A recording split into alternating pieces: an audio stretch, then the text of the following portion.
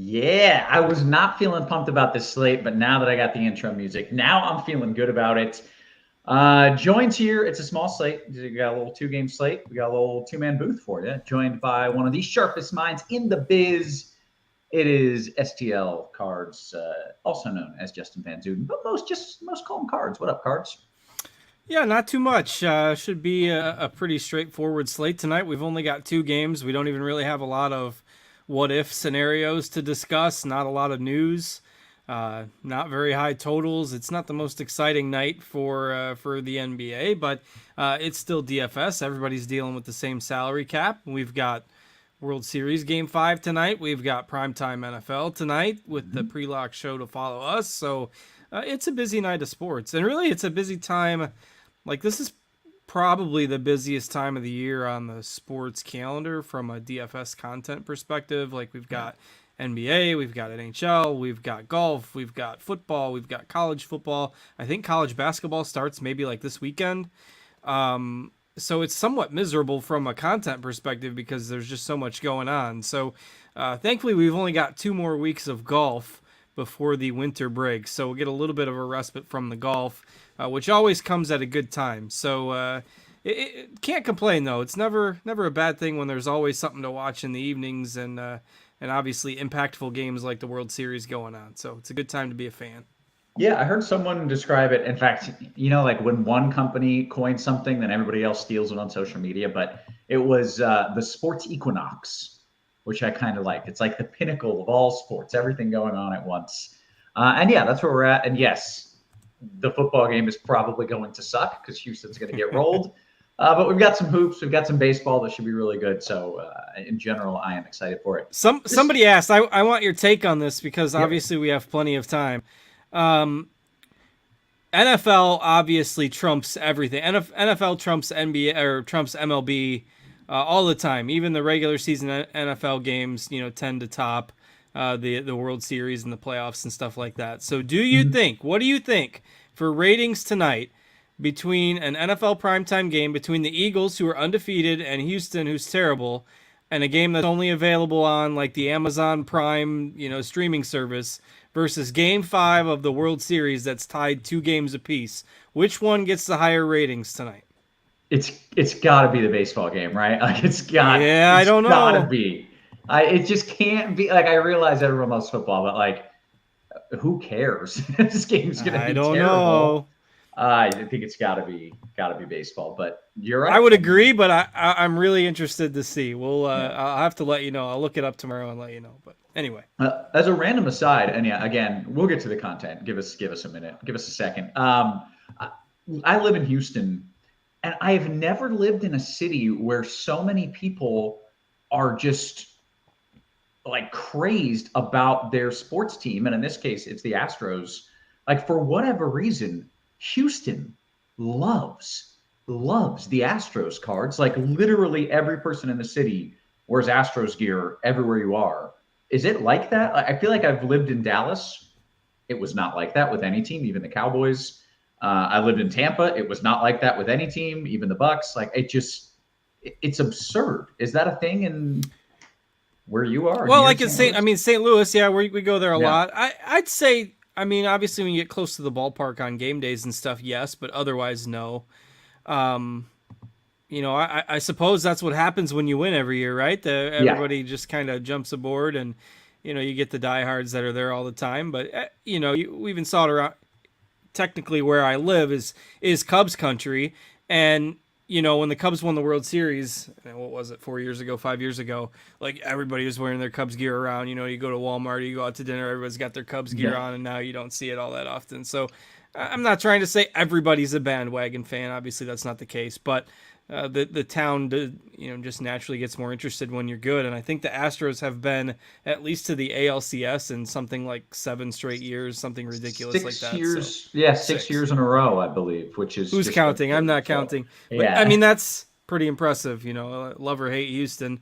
Um, Everyone's got a take on what they did and all that stuff, but still can't deny that 6 years in a row making it that far. That's it's pretty tough to match that in this day and age of parity in sports.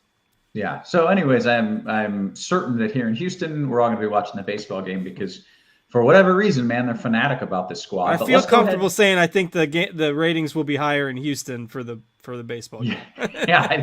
I think that's pretty likely here. But let's go ahead and kind of talk about this slate that we've got. You mentioned it's a two gamer out there. It's kind of interesting only in that we've got the early game has Golden State, which kind of threw me for a loop. I'm not used to that. But why don't you kind of talk us through the two games and then we'll start digging into some position by position. Oh, hey, and before we go any farther, Cards, one thing I do have to say. This is Crunch Time. It is sponsored by Fanduel, and the single entry series for Fanduel is back for NFL. Don't forget to reserve your entry at the $5, $33, or $100 tier. Get in on the action for weekly and seasonal prizes. Uh, we've got some great stuff going on. I love the single entry series. Also, sign up for the FanDuel Sportsbook if you're in a legal sports betting state. Take advantage of their fantastic bonus offer. Bet $5, get a free 3-month pass to NBA League Pass, regardless of if your bet wins or loses. Cards. With that, let's talk this slate. Yeah, so I mean, you got four teams. You got two games that are one's got 226 total, one's got 227 total. So, you're not looking at the highest totals on the board. But when you look at these teams, I looked at this right before the show. Golden State is second in the league in pace this year. Orlando is 18th. Those two teams are playing each other, and then Denver is 15th, and OKC is 6th, so they're playing faster this year as well. So all of these teams, like none of the four are below 18th in the league in tempo. So you could see some offense tonight, and it wouldn't surprise me to see maybe one of these two games turn into a shootout. You can always stack a game on a two-game slate. I can never remember the exact time, but there was a time maybe last year or 2 years ago where there was a two-game slate like this, and one of the two games went into like triple overtime. So, the other one was a little bit of a blowout or whatever, and just everybody who stacked up the game that went into triple overtime was atop the GPPs. I'll always do that on a 2 or 3 game slate. If you're building, 75, 85, 95 lineups, not that you're ever banking on a game going overtime or something like that. But even if one game is high scoring and fairly close and the other game turns into a blowout, a lot of times you will see, stacks of that one game rise to the top of the GPP leaderboard. So from that game, from a game perspective, neither of the two games really stands out as this is the one you need to target above the other. The Golden State game maybe has a little bit more blowout risk. They're favored by 9.5, I think. But it's a West Coast. I mean, you mentioned it. They're the early game. It's a West Coast team traveling to the East Coast from Golden State to Orlando. I mean, you can't really get much farther across the country than that. And it's a tough trip for any team to start an East Coast trip and get used to the time difference and all that stuff. And it's a little bit subjective, but does Golden State really care about a November 3rd game against Orlando? They're obviously playing the long game at this point. They've been cautious with their starters minutes so far, though they have played a little bit more over the past few games. And this is the second game of that trip. They played in Miami the other night, and they've lost 3 in a row. So maybe Golden State, Okay. brings a little bit more to the table tonight. I think how you treat that is somewhat interesting, but I said on one breath, are they really caring about a November game in Orlando because they're in it for the long haul, but they're also, 3-5 and on a 3-game losing streak. So I do think maybe this is a spot where Golden State comes out to play a little bit. And we can kind of talk about their plays as we go through the positions. But if I sort just by them, you can see we do have their 5 main players projected for 30 plus minutes. They have started to play a little bit more. In terms of overall team perspective, I do think Golden State is perhaps the most intriguing tonight. Denver probably follows that up as the other team that's favored to win, and OKC and Orlando, home underdogs in these short slates, are always, they're tough outs, but those will be the teams that maybe aren't as appealing tonight. But definitely recommend a game stack in GPPs if you're building a bunch of lineups for sure. Okay, very good. Well, let's dig into this a little bit play by play, if you don't mind. And we'll start over on FanDuel and kind of just walk through what you're doing. I'm seeing a lot of those guys that you mentioned highlighted there, especially for Golden State. I noticed, like, just in general, a lot of players that I'm intrigued at. I want to get in my lineup. Yeah, lots of dots there. Obviously means he's not here tonight, but you can see on FanDuel here. I'll just sort by his tags for a second. He's got two of those Golden State guys tagged up tonight. And then he's also got Wagner and Murray tagged up. So the kind of the point of this is just in general from a lineup building perspective. The balanced build kind of tends to work a little bit more tonight on a 2-game slate. We often say, okay, it's a 2-game slate that has Jokic and Curry. You're going to be prioritizing one of those two guys. And that's not necessarily how this slate is going to roll. There's not a lot of punt value that feels super comfortable because there's not a lot of injury news. So I do agree that I think the balanced build, if you're playing cash games tonight, and let me refresh this so our projected ownership updates, I see a few dashes there, but the balanced build tonight is probably the way most people are going to go in cash games. If I sort the whole field by projected ownership, you can see like Jokic is not even on this top screen and Curry is, 8th highest or something like that. So the balanced build tonight, I think, is the way to go in general. We do have to monitor some news with the Nuggets. This would not even be relevant on a larger slate, but Bones Highland is questionable. Ish Smith would probably take that role if Highland is out, but Ish Smith is also questionable, and we don't have him projected right now. But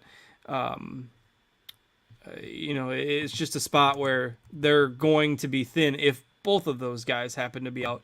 And that's the later start. So a little bit tricky, but I don't think it affects the viability of the other guys.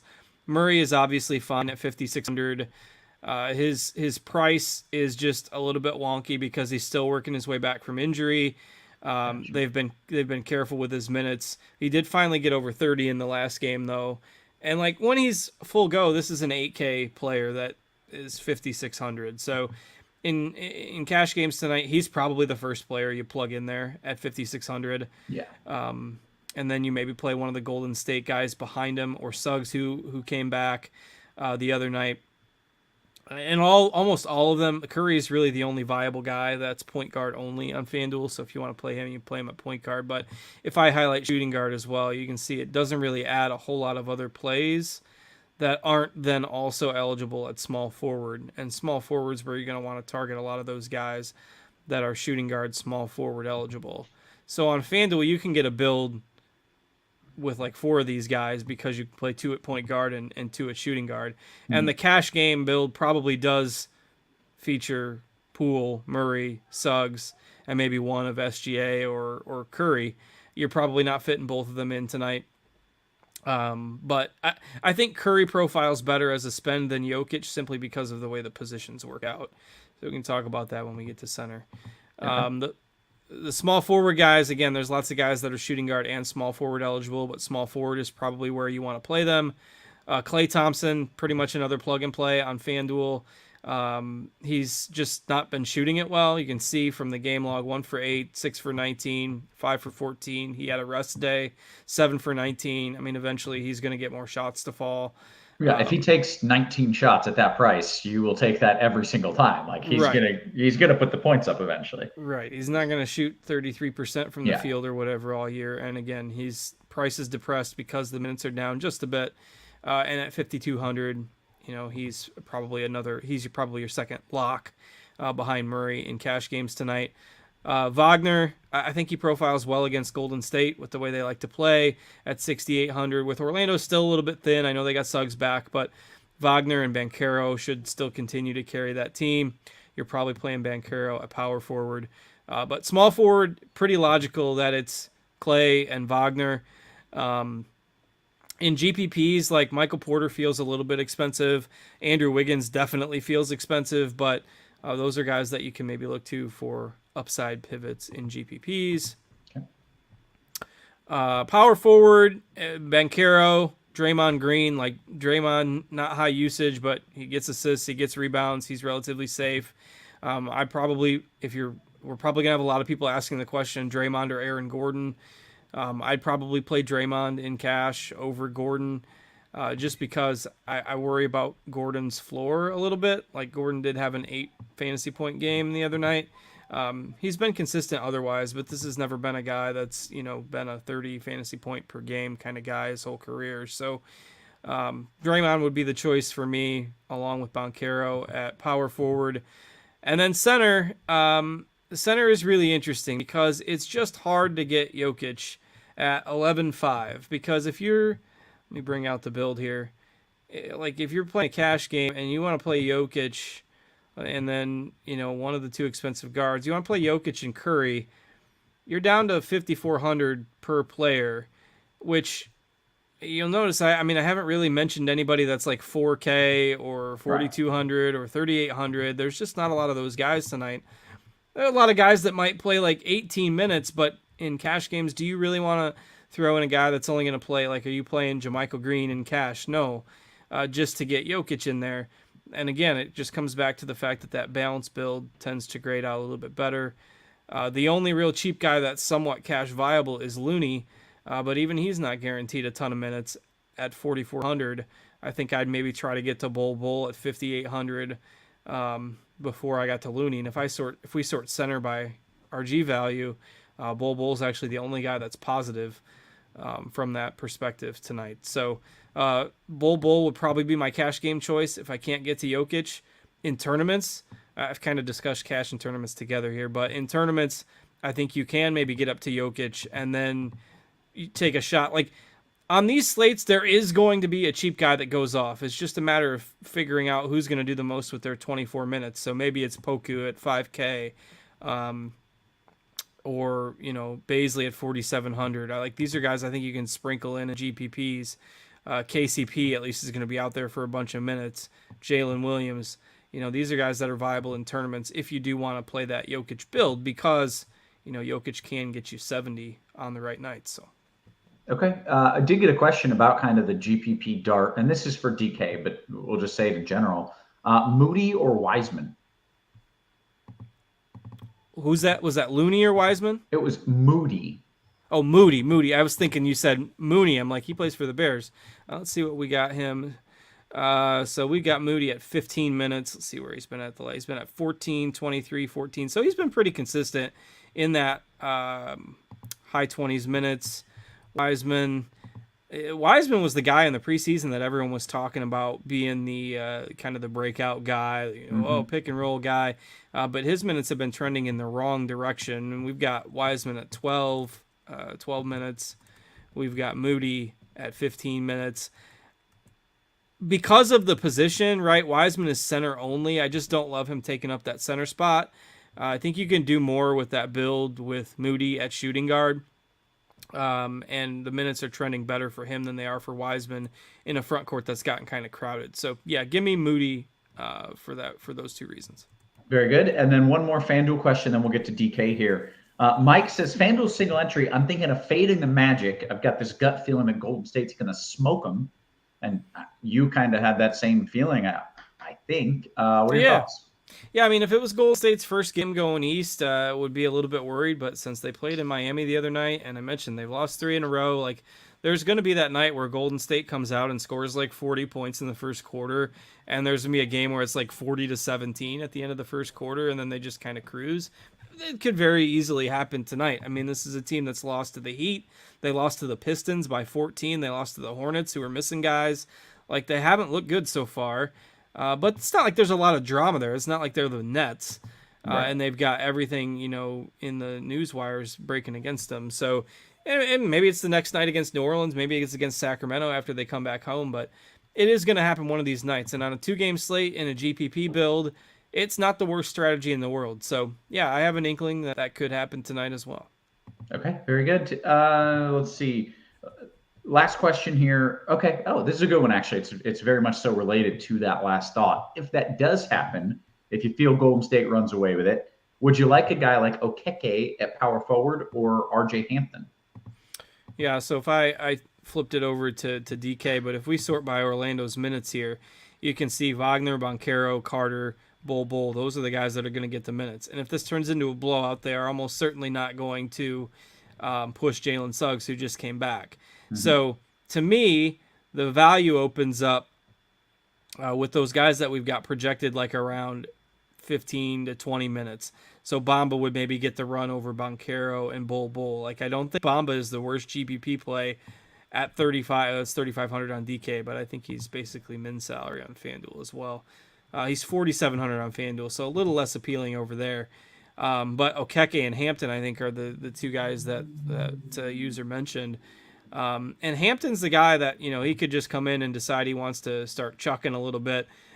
He hasn't played that poorly off the bench in the last few games, and his minutes have been coming up a little bit too. So I think Hampton is out there if it turns into garbage time, and I think he's the guy that maybe gives you the most ceiling. So I'd probably rank them Hampton, Okeke, and then Bamba, and I think Bamba's a little more intriguing on DraftKings.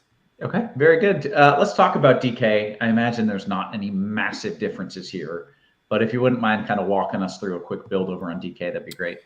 Yeah, it's actually somewhat easier to fit some of the stars in on DraftKings, but it's still not that much easier to fit Jokic because he's 11.4 and like Curry is 9,900. So there's a pretty substantial discount going down to Curry, but it still stands that it's difficult to fit these high-end plays in on DraftKings too, just because there's not a lot of that punt value.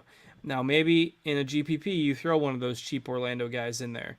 And if you're doing that and you're banking on that game being a blowout, well, then I wouldn't be playing Curry in that lineup because Curry's not out there in the fourth quarter either. So maybe those are the lineups where you jam in Shai Gilgeous-Alexander or you jam in Jokic from the other game in hopes that that first game blows out.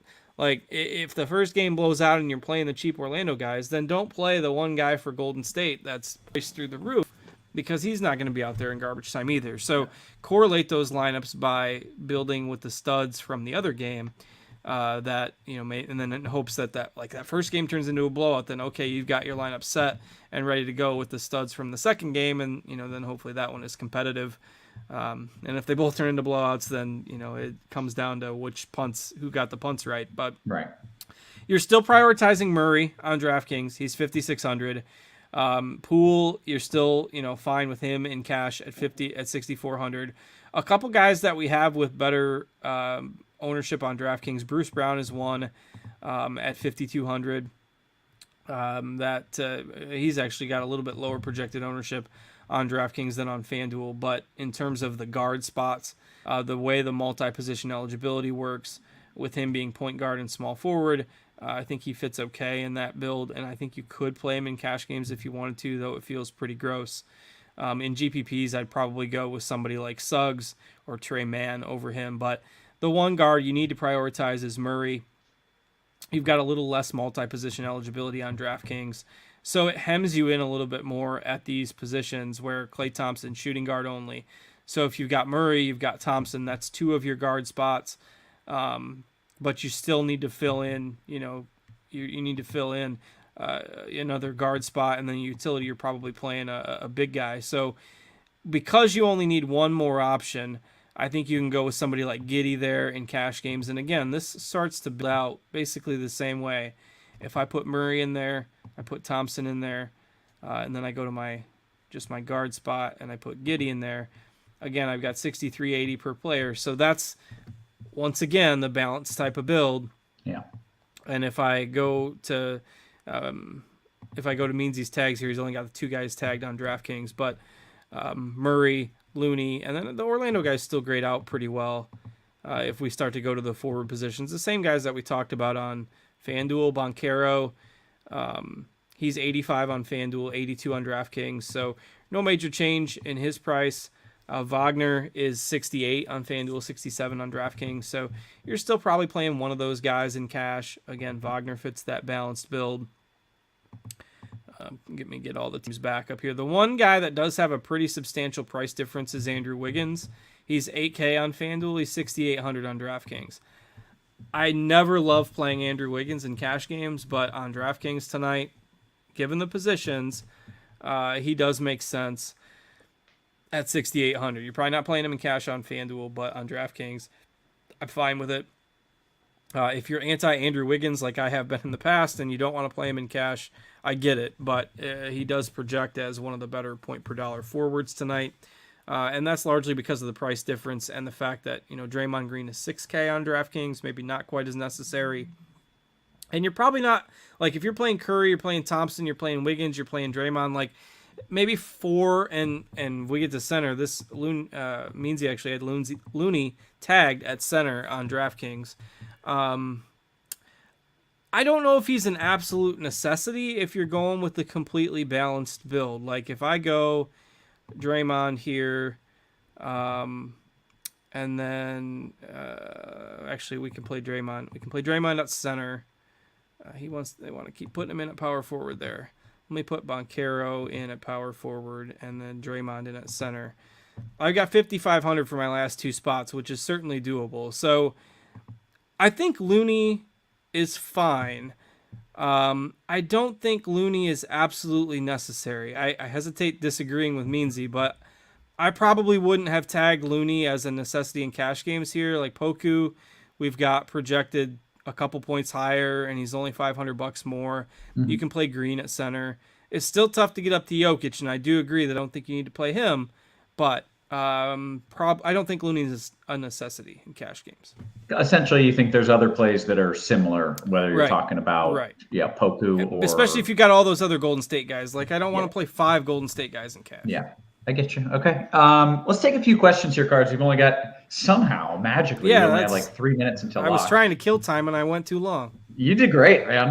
Because we're not going to get a whole lot of questions, so let's take the few that we've got here and jumping into the RG Discord. Bad Booby says, is Giddey in play on FanDuel? You mentioned him on DK, but what about there's a FanDuel single entry question. Yeah, I like him in tournaments on FanDuel for sure. Like he's not fitting the cash game build over there for me, but yeah, I think he's fine. Like he didn't make any shots his last time out and he had missed a few games. The minutes are slightly concerning, but he's fine in GPPs. All right. Danny Klingler says, what do you think about JaMychal Green? Tournament only. He could be one of those guys, and in fact, I think he was like the first slate of the season, if I remember correctly. Let's see, that would have been all the way back on October 18th.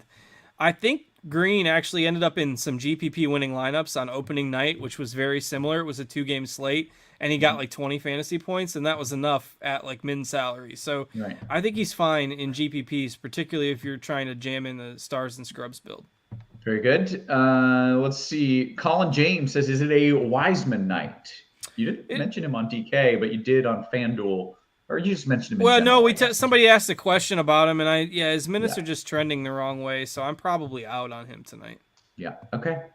Get a few people typing here in the RG chat. Let's see.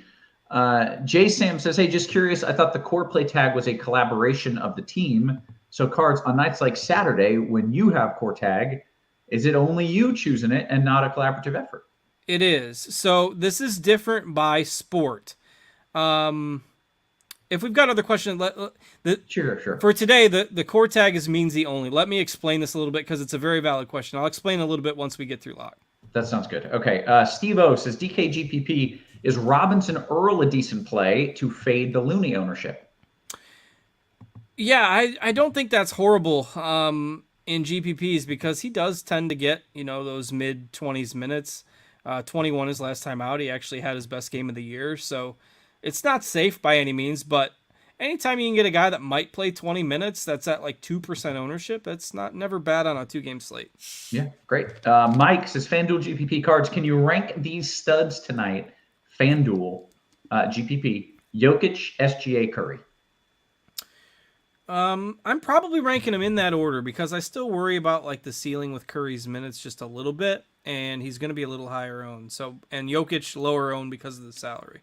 Right. Jokic, yeah, he's tough to jam in there. All right, less than a minute here. If you've got a question, get it in now, and if not, we can chat about the tags here, core tags. Yeah. So the NBA core play is just whoever's doing the piece for that day, which during the week is Meansy. On Saturdays and Sundays, it's me.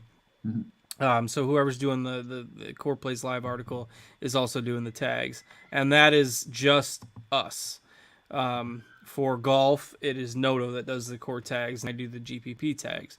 But where this starts to get a little bit confusing is with some of the other sports. where we've started to go with the projection-based approach for the core plays.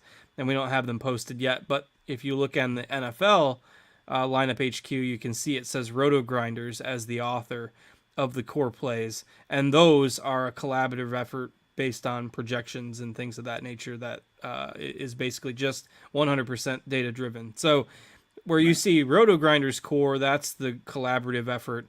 But right now, NFL is really the only sport. I'm not sure what they're doing in hockey, I guess. But for NFL, that's the one sport where we've rolled that out. But for hoops, it's just the one person doing it. Okay. And to be fair, it's still data-driven with the one person doing it. Sure. Yes, absolutely. Yeah. It's not like we're just throwing them out there willy-nilly. Right. It's the guys that grade out the best for projection purposes for that day. So, obviously there'll be minor differences. Like I wouldn't have tagged Looney today, but it's not like I'm telling you can't play him. It's not this egregious error or anything like that. So. Right. No, he's a fine play. You just feel that there's other guys that are in a similar boat, and thus he's not a necessary part of your build. Right. Correct. Yeah.